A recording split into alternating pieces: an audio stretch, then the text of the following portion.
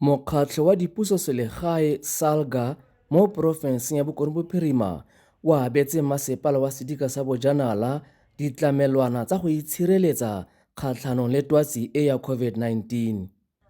Badiri mo mokgatlhong o wa dipusoselegae ba ile ba intsha setlhabelo ka bobone ba tsenya letsogo mo letloleng la Solidarity le maikaelelo a lone e leng go thusa badiri ba pholo ba ba eteletseng pele ntwa kgatlhanong le twatsi e mo porofenseng.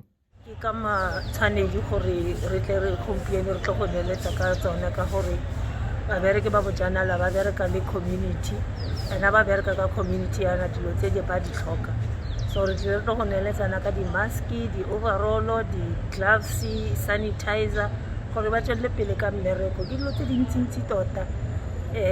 So re tshepa gore mo ntweng e ya twatsi re tla kgona re berekisana rotlhe gore re kgone go fenya ntwa e. Masepala wa Sedika sa Bojanala o amogetse dimpho tse ka matsogo mabedi. Dimpho tse di tla tswelang masepala wa rona mosola ka gonne re a itse gore ntse re na le kgwetlho ya dimpho especially ka kgang ya PPE.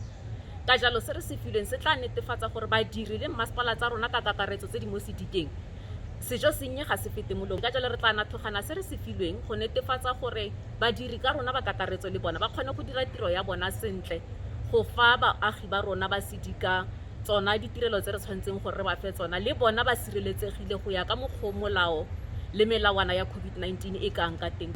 Re tla leka jalo gore tse dingwe di santse di tlatla a ntse re bona gore go santsane go le teng re bona go na le fourth wave e tla tlang, so re tla ntse re lebelela re bona gore re tla tsamaya re thusa jang gape. Kgato e ya mokgatlho wa dipusoselegae e tlile go thusa thata gore badiri ba lehapa la pholo mo masepaleng o ba dire tiro ya bone ba sena matswalo.